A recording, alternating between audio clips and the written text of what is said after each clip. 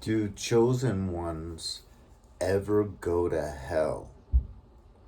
Not just talking about a visit there, but for all eternity.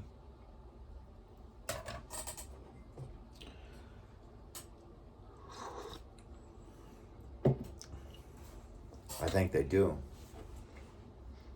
Because it is the belief of smarter people than I that have studied the Bible more than me and that are more pious than me, that the more grace that is given to someone, the more that is expected, right? So you could refer to the parable of the talents. The more that was given to them, the more that was expected back.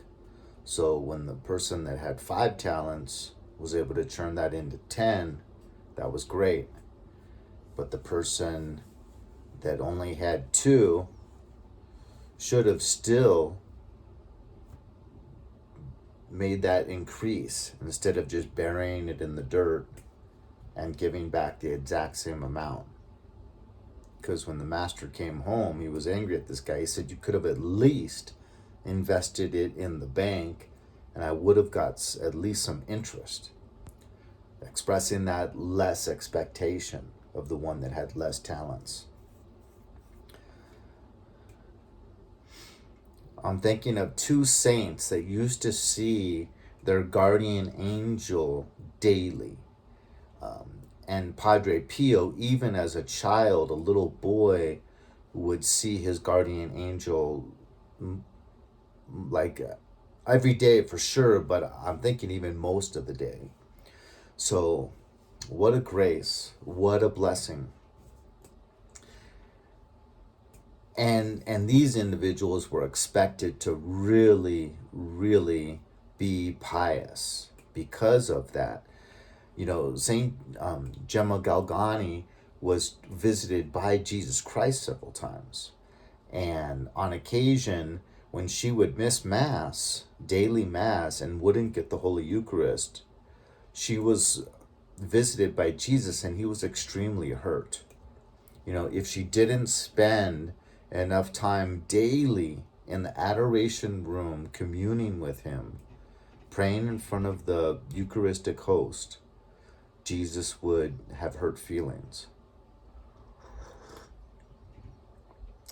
So if you take Padre Pio or Saint Gemma Galgani and they just really push that stuff out of their mind and just led a normal secular life, maybe focusing on their job and making money to support their family and just going to service on Sunday, you know, and maybe not even really, if he had children in the scenario, not even really making sure that they were being catechized as children.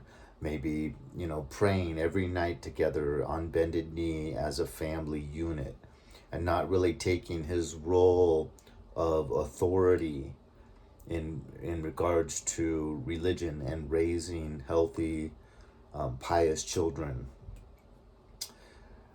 They would have really, really suffered much. And so this concept of being a chosen one kind of means, you know, that we were kind of anointed from birth and we were born into families of people that were, call them what you will, godless, sinful, and we were expected to kind of carry that light and to be able to share with them, you know, a different way, a different path in life, and to be devoted towards loving God and loving your fellow man and getting to know the good Lord and bearing fruit, right? If you stay in me, I will stay in you. And you cannot bear good fruit unless you are in me.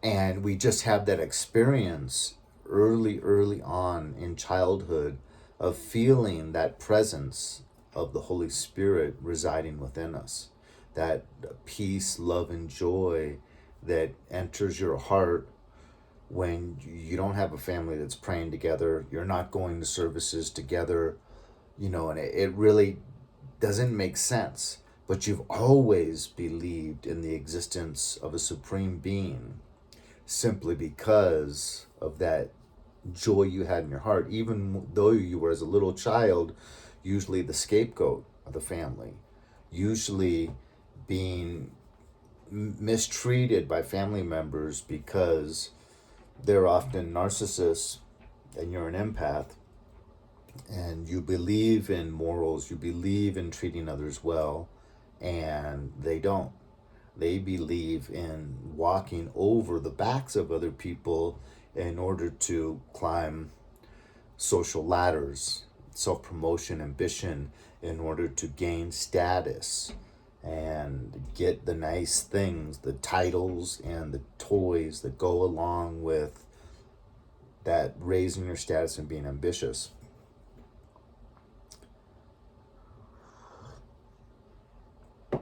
So we are given more. That is grace that we are given. All of that extra peace, love, and joy. And we have to lean into that and then bear good fruit, or we're like the guy that got 5 talents, acting like the guy that only got 2.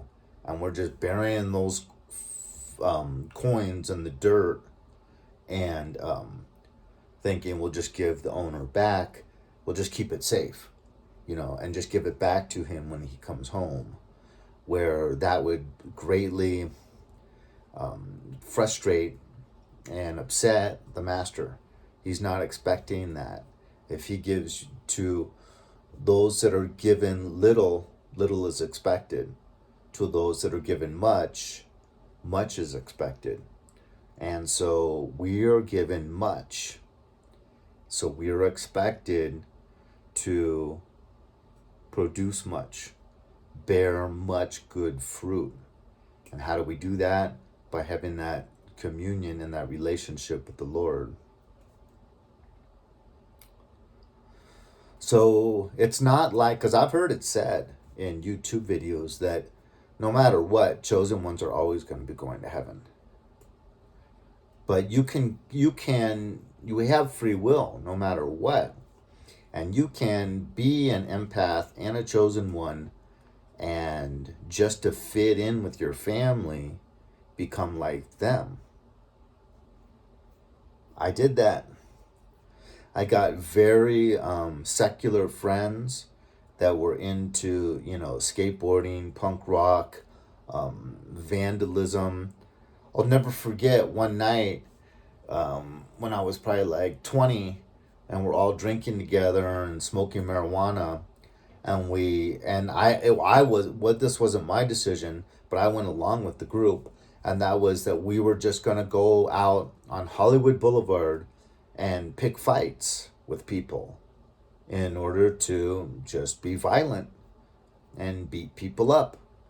And this was George Smith, Phil Valdez, Abraham Herrera, and this guy we called Chips, because he'd say potato chips. He would say it like, "Let me get some chips, bro. Let me get on some of those chips." So we just nicknamed him Chips. But Chips and George weren't that good at fisticuffs. But me, Phil, and Abraham kind of came from more of abusive backgrounds. Phil wasn't abused by his mother, but Abraham was abused physically by his father, and I was abused physically by my brother and my father. And so you learn at a young age how to give back, in case someone comes at you with physical violence, you are not going to take it. You've had to take enough from people 3 times your size that are your authority figures and have authority over you. And so it's kind of like a champagne bottle. You know, you've had to take physical abuse. So when it comes from someone your own size and your own age, it's like a champagne cork getting popped. You know, it's like, I'm not taking it from you. You know, I've had to take it from these people. There was nothing I could do about it. But you, I'm going to unleash on you.